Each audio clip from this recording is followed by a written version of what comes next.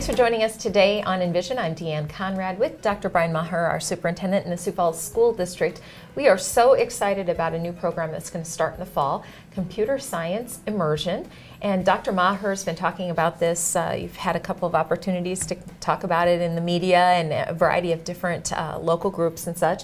But you also had an opportunity to see this in action by visiting a classroom that is using, or an entire school that's using the process. Tell us a little bit about that and what it looks like. Well, first of all, let me say I am really excited about Computer Science Immersion because it's just the next step in our process of providing multiple pathways for our kids to experience success. And I've actually had an opportunity to see 2 schools now who are in their first year of implementation of Computer Science Immersion. And of course, I don't think they take us and show us the worst things about a program. So we've seen some of the best, but I'm telling you, the best is incredible with what we've seen. We've seen absolute total engagement of students.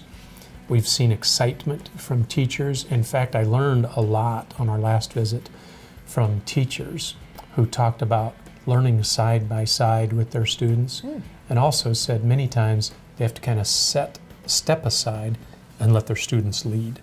So maybe changes our methodology just a little bit, but in terms of excitement for students, I'm excited for them.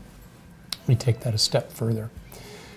I'm excited that they're going to learn coding. I'm excited that they're going to really improve their skills in the area of computer science. But here's what I saw that really excites me. I saw students who are unbelievably engaged and very critically thinking through issues. And I don't care if it's computer science or reading or math or construction or welding. That's what I want our students, is very engaged. And I want them to see a purpose for what they're doing. That's what I saw, and I've seen it twice, and I can't wait for that to be infused into our system and see what I think is an already very well engaged student population. Maybe take that engagement to another height. The 3 schools that will have this program, we're starting at the elementary, which just makes most sense, but all K-5 students in Hayward, Lowell, and Annie Sullivan Elementaries will all have this opportunity. And there's thought about what happens after 5th grade as well. Right. We, the three principals from those schools, Jeff Sheets, Diane Kennedy, and Kirk Zeke, all had an opportunity to make that visit with me. So I know they're on fire, and we're beginning the process of what is that going to look like? What do the principals need to do? What's the planning process?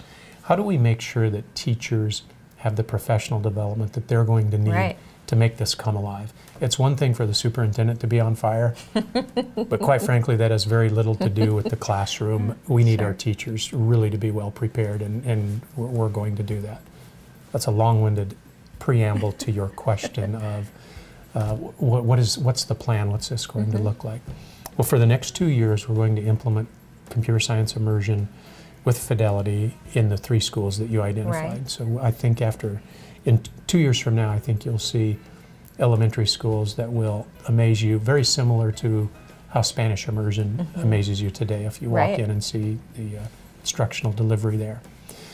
From there, what we're going to do is keep that thread moving through our middle schools. We're going to identify 2 middle schools down the road where we will take this thread and have these students go and continue their journey of computer science immersion. And then as they finish 2 years in elementary and then 3 years in the middle school, 5 years from now, this is going to have a great impact on the high school delivery. And so you might wonder, what does that look like at that point? And I would share that wonder with you because we're not sure yet. We don't know if it means we have a magnet high school, if this is a wing at CTE, if this is something we can combine with a high school that is currently standing.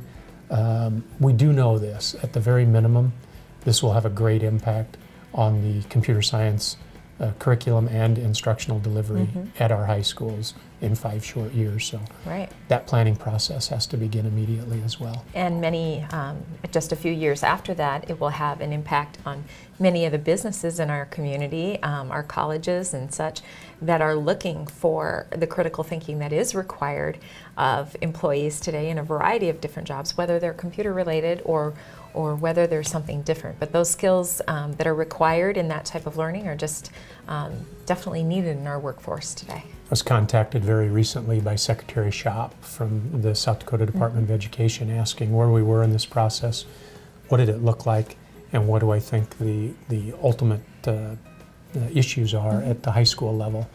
And so I think that's something that the state is going to look at, certainly something that the Sioux Falls School District is going to look at, and hopefully that the state of South Dakota and the city and school district of Sioux Falls grow together in that journey. Well, lots more to come on that. Excited to see how it all is unveiled at the beginning of the school year next fall, and then how things look throughout the school year as well, and into the future.